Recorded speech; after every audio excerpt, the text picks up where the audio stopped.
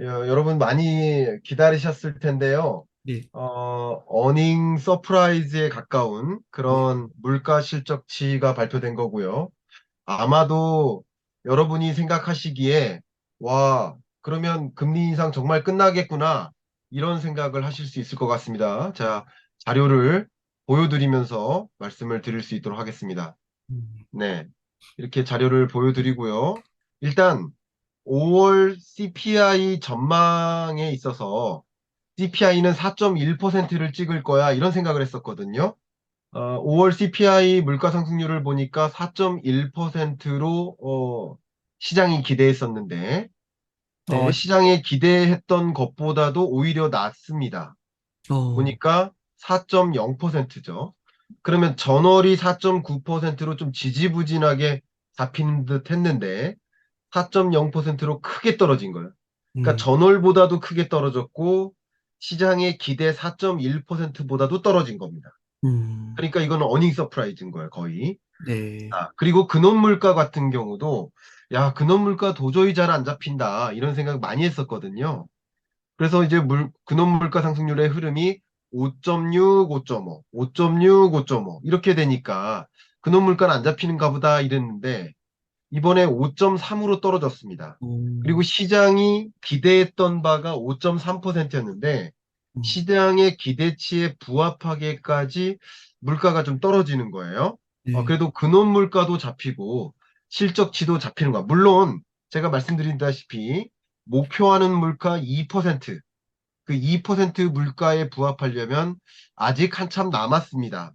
그러나 이 물가가 다시 치솟지 않을까 하는 그런 긴장감은 많이 해소되는 것이라고 생각할 수 있고요. 어쨌든 물가는 떨어지지 않아요. 물가는 여전히 전년 동월보다 4%나 상승하고 있습니다. 네, 그래서 미국 국민들이 느끼기에 물가 너무 높다. 작년 5월보다 올해 5월은 4%나 물가가 또 오른 거니까 네, 높다라고 느끼겠지만 어쨌든 그렇습니다. 네, 기대치는 5.2%도 물론 있습니다. 블룸버그 기준. 저는 investing.com 기준 5.3%로 말씀드리는 겁니다. 어쨌든 기대치가 이러나 저러나 그 기대치에 부합하는 숫자다. 요 정도로 말씀드리고 전월 CPI보다도 근원 CPI보다도 확실히 떨어져서 보시는 것처럼 근래 근원 물가 상승률 흐름 중에 가장 낮죠. 네, 이 네. 정도면 상당히 물가가 기대하는 수준으로 시장의 기대에 부합하게 물가가 잡히는 모습이 아니겠는가 이렇게 생각할 만하다 이렇게 생각합니다. 많은 분들이 정말 좋아할 만한 소식 네, 같은데요, 교수님. 그 네, CPI를 구성하는 요소가 많잖아요. 예, 구체적으로 한번 보여주시면 좋겠습니다. 네.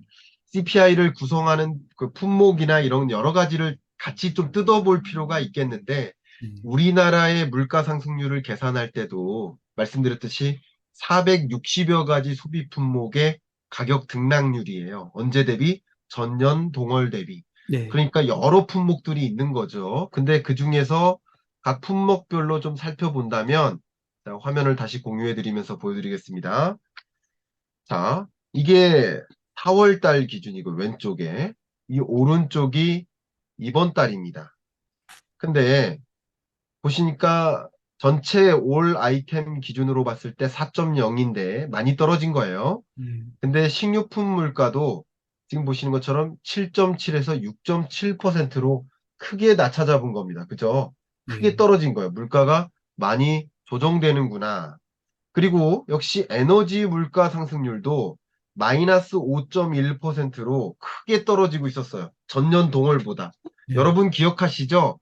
제가 어, 작년 22년에도 원유 선물 ETF 투자하세요 라고 말씀드렸었고, 네, 그 원유 선물 투자에 대해서 제가 강하게 추천드렸었던 시점이 22년 6, 7월까지 원유 선물 ETF 투자를 추천드렸었죠. 그럼 22년 6, 7월 정도가 국제 유가의 정점이었던 네. 거예요.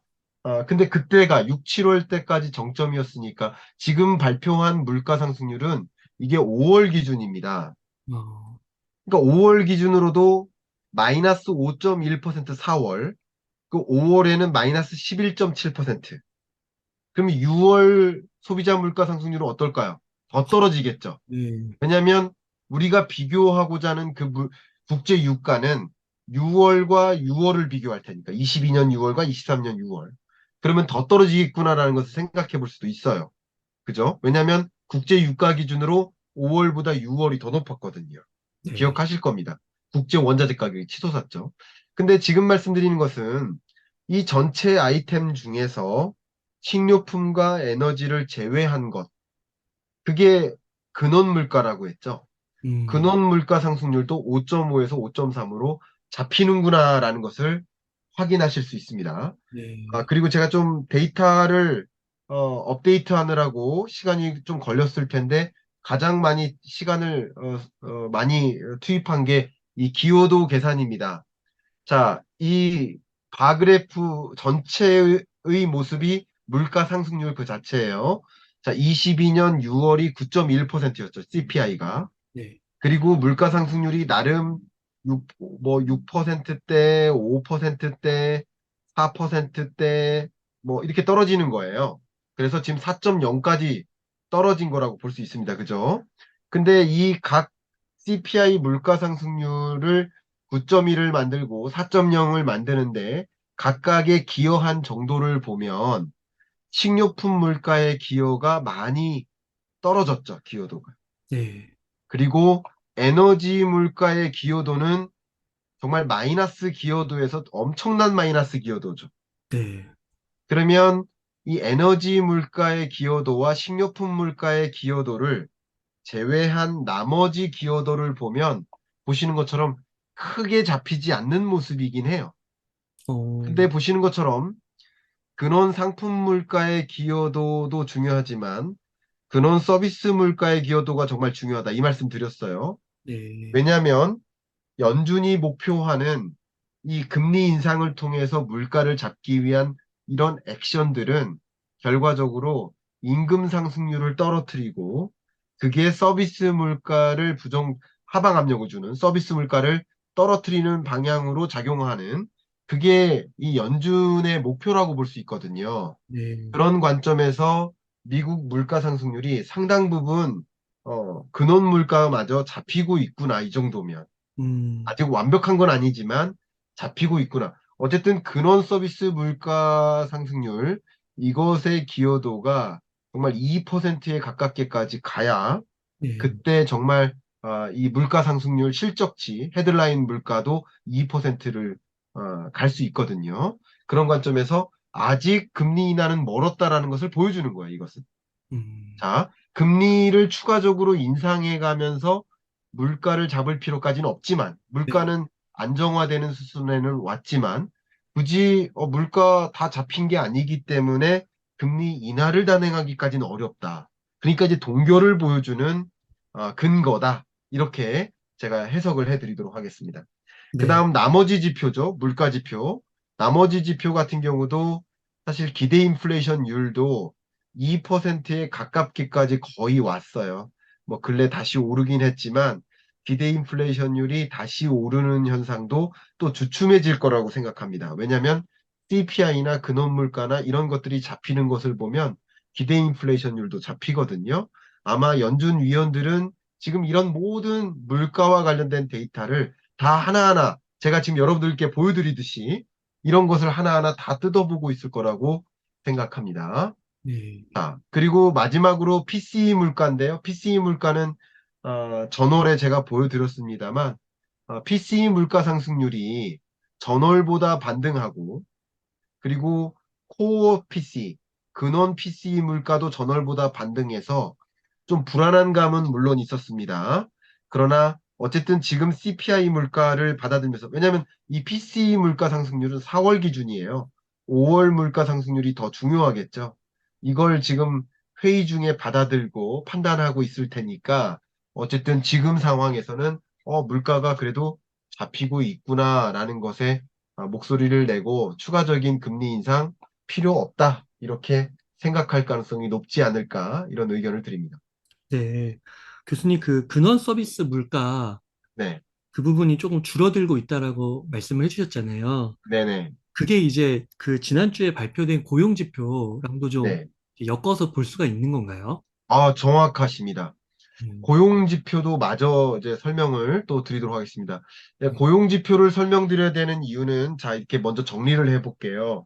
여러분 다 이제, 경알모 반열에서 이제 넘어서셔가지고 다 이해하고 계시겠지만, 처음 경제 입문하시는 분도 계시니까, 친절히 설명을 드리면, 어쨌든, 파월 입장에서, 중앙은행 입장에서, 우리 웅달님 계시는 배경화면이 연준이잖아요. 네. 네. 그 연준 위원들이 뭐를 고려하냐? 두 가지를 고려한다. 라고 한다면, 첫 번째, 첫 번째는 물가다. 물가 안정이다. 그 두 번째 목표가 뭐다? 경기 안정이다. 금융 안정도 사실은, 예, 물가 안정과, 금융 안정도 경기 안정과 하나로 묶을 수도 있어요. 굳이 따지면. 이해가시죠? 그래서 이 소위 말하는, 예, 그 금융 안정, 경기 안정과 물가 안정 이 두 가지를 좀 봐야 된다. 이런 말씀을 좀 먼저 드리겠습니다. 자, 그러면 지금 제가 여러분들께 좀 강조하고 싶은 게 어떤 거냐? 바로 경기 안정을 봐야 된다.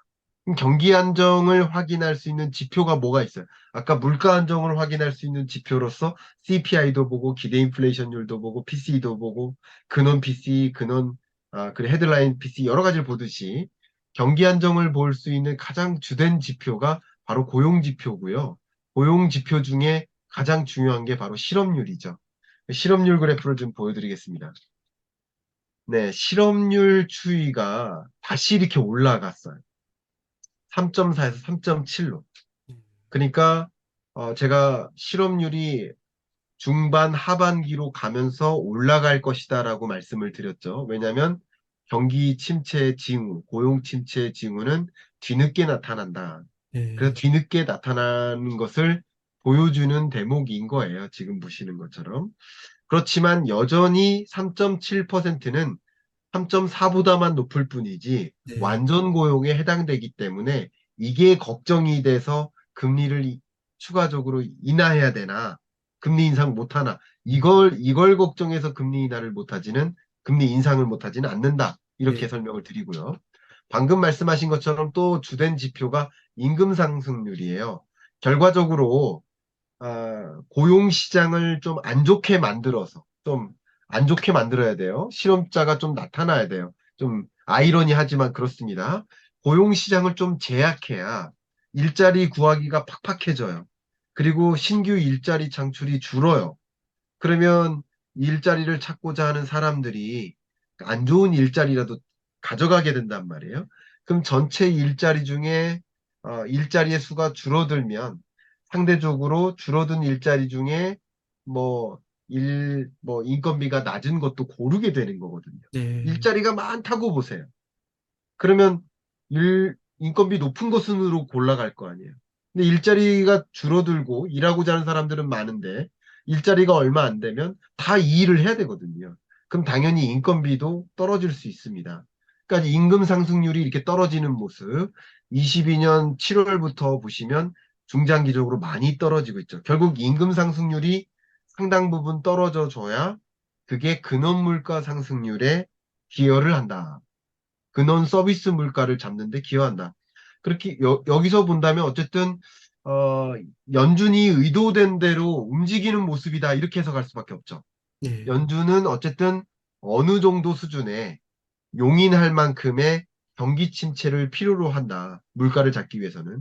그러면 고용 시장도 좀 제약해야 실질 임금 상승률이 좀 줄어들고 그래야 근원 물가가 잡힌다. 실제 그런 모습들이 근원 물가 상승률로도 기여도로도 어느 정도 나타나는 모습이다. 이렇게 좀 해석해 볼 수 있을 것 같습니다. 네. 네. 교수님 이제 며칠 후면 FOMC인데요. 네. 그 시장에서는 기준금리를 좀 어떻게 오늘 또 이렇게 결과가 나와서 어떻게 보고 네. 있을지 좀 궁금한데 네. 그 부분 한번 확인해 주실 수 아, 있으실까요? 항상 이 부분이 우리의 좀 하이라이트격인 경향이 좀 있죠. 네. 그 부분을 한번 말씀드려보면, 자, 화면을 공유해 드리도록 하겠습니다. 일단 이 CPI를 발표하기 전까지만 해도 4월 CPI 발표 전 77.7%로 동결할 거야. 이렇게 무게를 뒀어요. 재밌죠? 네, 동결할 거야라고 생각했는데 지금 오늘 직전까지만 해도 동결할 거야라고 무게를 더 뒀어요. 그러니까 네, 동결할 거라는 믿음이 더 강해진 이유는 시장의 기대치가 굉장히 물가가 안정적으로 떨어진다는 것을 반영하니까 어, 기대치가 반영된 거죠. 기대치대로라면 시장의 전망치대로라면 아, 금리 인상 안 하겠나라는 생각을 더 강하게 먹는 거예요. 근데 지금 막 발표가 됐죠. 그래서 네, 지금 업데이트를 해서 여러분들께 지금 업데이트를 하고 있습니다. 보여드리고 있는데 자, 보고 계시죠? 네, 지금 업데이트 중입니다. 저는 동결에 강한 무게를 둘 것이다라고 생각합니다. 더 강한 무게. 네. 거의 100%에 가깝게. 뭐 한 99%뭐 이러지 않을까 생각하는데, 예, 맞네요. 93%로. 금리 인상 가능성은 확 줄었고, 어, 90%가 넘게 지금 동결할 거라고 믿는 모습의 시장의 기대치가. 네, 저도 그렇습니다. 아까 CPI 발표 전까지만 해도 80%만 금리 인상하겠지, 금리 인상 안, 동결하겠지 이렇게 80%만 믿었고 그래도 한 20%는 금리 인상할 거야라고 믿었었는데 여기 보시는 것처럼 네, 93%나 이렇게 올라간 거죠. 됐죠? 이 네, 정도로 제가 보여드리고요. 네.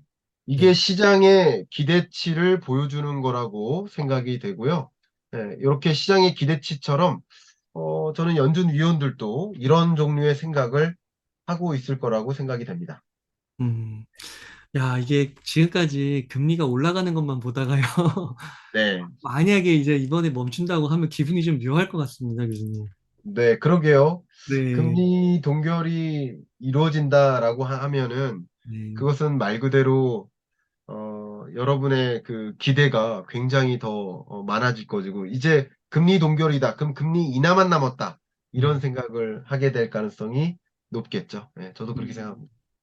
그러면요, 교수님, 네, 또 이제 시장에서는 이번에는 동결을 하고 네, 다음 FOMC에서는 인상할 것으로 네, 또 이렇게 보는 경우도 있더라고요. 네, 이런 건 좀 어떻게 생각하시나요? 네. 물론, 이번에 동결하고 다음에는 인상한다. 그것도 뭘까요? 금리, 속도 조절이죠. 그것도. 제가 네, 과거에도 계속 말씀드렸죠. 베이비 스텝으로 인상하다가 빅 스텝으로 인상하다가 자이언트 스텝으로 인상하다가 속도 조절 들어갈 때 어떻게 해요? 빅 스텝으로 인상하다가 베이비 스텝으로 인상해요. 음, 그리고 쉬었다가 베이비 스텝해요. 그것까지도 속도 조절입니다. 그래서 만약에 이번에 쉬었다가 한 번 추가적인 인상을 할 수도 있습니다. 그러나 그럴 가능성은 저는 개인적으로 낮아 보인다. 어, 라고 말씀드리고 이미 제가 한두 달 전부터 동결할 것 같다라고 생각을 했잖아요. 음, 왜 그러냐면 5.25%라는 미국 기준금리는 지금 CPI 물가 상승률, 코어 CPI 물가 상승률을 상회하는 수준이에요. PCE 기준으로는 더 크게 상회하는 기준이에요. 어, 그러니까 이게 뭐냐면 이게 두 개가 크로스 된다. 자, 그래프를 보여드릴까요? 그래프를 보여드리면서 설명드리겠습니다. 아까 보여드렸던 그 PC를 가지고 보여드리면서 말씀드리겠습니다. 지금 PC 물가 상승률이 4%대 초반이거든요. PC. 이거 보여드리면 또 헷갈려 하실 수 있으니까 CPI로 가겠습니다. 지금 CPI 물가 상승률이 4.0%를 기록했거든요. 근데 지금 기준금리가 뭡니까? 5.25% 아닙니까? 음, 그러면 이 CPI와 그리고 기준금리가 크로스되는 지점, 네, 그 즈음에 금리 동결이 있을 것이다라고 제가 말씀드렸었죠.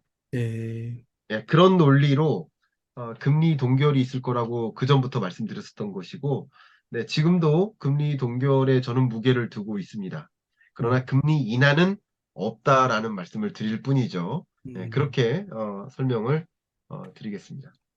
금리 인하가 좀 없는 부분은 뭐 한 가지 이유를 꼽자면 앞서서 좀 얘기해 주신 고용 지표가 네, 그래도 높은 면이 있기 때문에 네. 여전히 탄탄한 면이 있기 때문에 그렇게 볼 수 있을까요? 금리 인하가 없는 이유는 고용시장도 탄탄하고요. 네, 어쨌든 물가가 목표하는 수준까지 안 왔기 때문이죠. 안 제일 왔기 중요한 건. 아, 2%라는 목표 물가에 부합하는 수준이 음, 전혀 아니니까 네, 네, 그 부합하는 수준에 얼추라도 와야 음, 금리 인하를 좀, 야, 이 정도면 됐지? 2% 됐지? 자, 그럼 음, 금리 인하 할게. 이런 식으로 할 텐데, 네, 그동안 1년 넘게 내뱉은 말이 있는데, 그죠?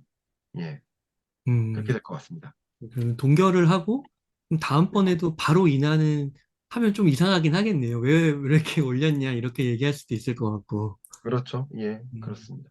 예. 아, 그러면요, 교수님, 이번에는 주식시장 흐름 한번 여쭤보고 싶은데요. 네, 교수님께서 이제 작년부터 주가가 2022년 10월 저점을 기록하고 그때부터 이제 완만한 상승세를 유지할 것이라고 말씀해 주셨는데 그대로 됐습니다. 네, 그리고 최근에 또 주식시장의 흐름이 좋은데요. 네, 혹시 향후 전망을 좀 조심스럽게 해주신다면 어떠실까요? 네, 네. 너무 좋습니다. 네, 저는 여러 가지 면에서 변곡점에 놓여 있다라고 말씀드리고 싶어요. 네, 그러니까 지금 이 지점, 6월과 7월, 요 정도가 전반적인 면에서 변곡점에 해당된다. 이 말씀 드리고 싶어요. 경기도 변곡점이고요. 음, 기준금리도 변곡점이죠. 변곡점이 좀 다소 길죠. 네, 기준금리의 변곡점은. 그럼 어쨌든 인상만 하다가 이제 동결하다가 인하한다라고 했을 때 변곡점 지점에 와 있죠. 그렇죠? 금리도 그렇고요. 부동산 시장도 그렇고요. 주식 시장도 그렇고요. 주식 시장은 다만 선행하니까 먼저 변곡점에 온 거죠. 네, 그렇게 전체 경제를 좀 판단하면 도움이 되겠다 말씀드리고요. 좀 강조하고 싶은 것 하나는 주식 시장의 하방 압력이 23년 상반기에 다 집중됐었어요. 금융 부실, 실적 부진, 네, 그리고 미국 부채 한도 위기. 그러니까 이런 것들이 불확실한 요소들이었는데 이런 불확실한 요소들이 해소되면서 얘네가 주식을 억누르던 요소였는데 억누르던 요소가 해소되면서 주가가 이제 상승하는 기조로 가는 거죠. 추가적인 금리 인상이 있을지도 몰라 하는 불확실성. 그것도 불확실성이고, 추가적인 금리 인상이 있거나 있을지도 몰라 하는 거. 이런 것들이 다 하방 압력인데, 이제 하방 압력이 빠져버리는 거예요. 이렇게 기준금리를 계속 인상하던 그런 구간에서 하방 압력이 많이 작용하는 것이고요.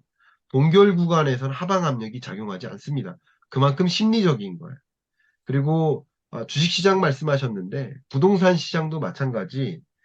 부동산 시장도 뭐 10년 전과 달리 안 그러신 분도 있지만 100명 중에 100명이 투자 대상으로 생각하지 않던 그런 시대에서 100명 중에 50명은 이제 투자의 대상으로 생각한다라고 한다면 어쨌든 부동산 시장을 투자의 대상으로 생각하는 가능성이 높아진 거예요, 경향이. 그죠?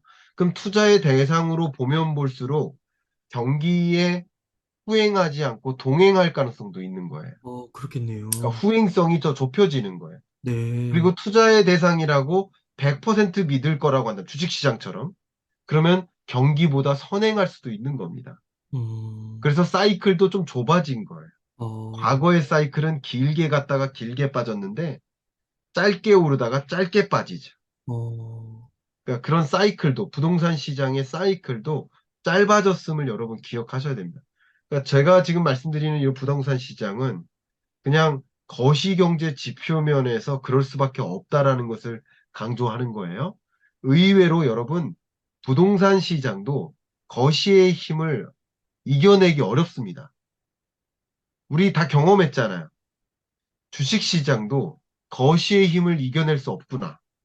라는 걸 여러분 다 경험하셨잖아요. 네, 부동산 시장도 마찬가지입니다. 근데 거시의 힘을 이겨내지 못하는 이유는 뭘까요? 돈의 이동이에요. 주식 시장이라는 나무만 보는 게 아니라 거대 자본이 주식 시장으로 늘까, 부동산 시장으로 이동할까, 은행으로 맡겨놓을까, 돈의 이동을 결정짓는 게 거시경제예요. 거시경제의 흐름에서 부동산 시장이라는 나무만 보면 제대로 볼 수 없습니다. 주식시장도 마찬가지. 그래서 거시경제를 보는 것이죠. 이해가시죠? 그럼 네. 충분히 답변이 되셨을 거라고 생각이 되고, 어쨌든 상반기 동안에 주식시장을 압력을 줬던, 부동산 시장도 마찬가지예요. 하방 압력을 줬던 그런 요소들이 배제되면서 어, 상승세로 가는 거죠. 그러나 23년 하반기라고 해서 경제가 좋은 것은 아닙니다. 23년 하반기도 나쁜 거긴 합니다. 그래서 우당탕탕하는 일들이 있어요. 또 불확실한 요소가 하나 있어요. 미중 패권 전쟁 중에서 만약에 대만을 놓고 뭐 격돌한다, 미중이. 어, 그러면 대형 악재가 또 쏟아지는 겁니다. 그런 일들이 없다라고 가정할 수는 없어요. 있을 수 있습니다. 그런 것들도 생각하시면서 의사결정하시면 좋겠는데 지금으로서는 이런 여러 가지 어, 부정적 요소들이 맞물려서 하방 압력을 주다가 얘네들은 이제 빠진 거예요. 이 요소 하나만 남은 거예요. 음, 어쨌든 주식시장을 놓고 긍정적으로 판단할 수 있는 것이다. 의견 드리겠습니다. 어, 좀 악재가 많이 해소됐다. 이렇게 말할 수 있을까요? 그렇습니다. 여러분, 투자자들의 투자 심리를, 나 어, 이만큼 현금을 장전하고 있는데 말이죠. 그 음, 현금 장전하고 있는 돈을 나 주식시장에 좀 넣긴 넣어야 되는데, 네, 부채 한도 협상 타결 안 되면 어떡하지? 불확실해요. 금융부실이 일어나가지고 금융위기 오면 어떡하지? 불안해요. 그럼 네. 주식시장에 넣겠습니까? 안 넣는단 말이에요. 근데 그런 요소들이 해소되면 돈이 이동한다는 거죠. 그래서 주식시장으로 돈이 적극적으로 이동하는 국면이다. 이렇게 이해하시면 도움이 되겠죠. 아, 네. 아, 교수님, 감사합니다. 네, 아, 이렇게 항상 즉시 분석을 하면은 너무 귀중한 인사이트를 이렇게 얻을 수 있어서 너무 좋은 것 같습니다, 교수님. 네, 아닙니다. 교수님, 그리고, 이런 걸 더 깊이 공부하기 위해서 교수님 네, 한번 그 이번에 최근에 출간하신 책하고 예. 강의하고도 한번 소개해 주시면 너무 좋을 것 같습니다. 예, 감사하고요. 그렇게 소개해드릴 수 있는 기회를 또 주셔서 또 감사합니다. 제가 지금 계속 쭉 말씀드리듯이 의외로 여러분의 투자 대상이라는 나무죠. 주식이라는 것도 나무고, 그리고 부동산도 나무고. 근데 그 모든 나무는 역시 거시경제라는 압력에 지배를 받고 있다. 그만큼 경제의 흐름을 우리는 읽어나가야 될 텐데 저와 함께 이 경제의 흐름 따라하기라는 공부를 한번 해보고 싶으시다. 온라인으로 생각이 있으시다면 추후에 이 고정 댓글을 통해서 확인해 보시고 여러분이 정말 기초부터 정말 생 기초부터 경제를 제대로 베이스를 좀 갖고 싶다 하신다면 이 공부 제가 추천드리고요. 그리고 좀 이것까진 부담이 된다. 책으로만 보고 싶다 하신다면 세상에서 가장 쉬운 경제 입문서, 경제 읽어주는 남자의 15분 경제 특강 이 책이 얼마 전에 발간됐으니까 정말 제가 많이 피드백을 받는데 중학생 자녀랑 같이 읽고 계시다. 와, 정말입니다. 네, 그만큼 쉽게 쓰여졌으니까 경제 공부를 정말 제대로 하고 싶으시다 하신다면 이 책을 읽어보실 것을 좀 추천드리겠습니다. 네, 네, 감사합니다. 교수님, 그러면 끝으로 네. 강조하고 싶으신 말씀이나 하고 싶으신 말씀 일단 부탁드리겠습니다. 네, 끝으로 드릴 말씀은 자, 자료를 역시 보여드리면서 말씀드리겠습니다. 그, 이거죠.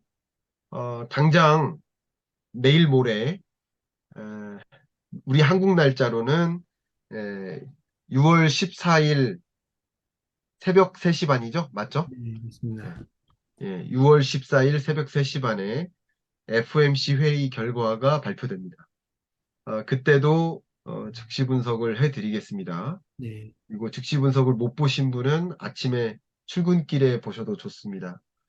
이런 것을 좀 보시면 충분히 어떻게 경기가 흘러가는지, 그리고 특히 이때 여기 별표가 있잖아요. 뭐가 중요하다는 거예요? 네, 여기 보신 것처럼 Summary of Economic Projection. 네, 이게 그 페드식 경제 전망이라는 표현이에요. 예를 들어 IMF는 월드 이코노믹 아웃룩 이렇게 표현하잖아요. 예. 그리고 월드뱅크는 글로벌 이코노믹 프로스펙트 이렇게 표현합니다.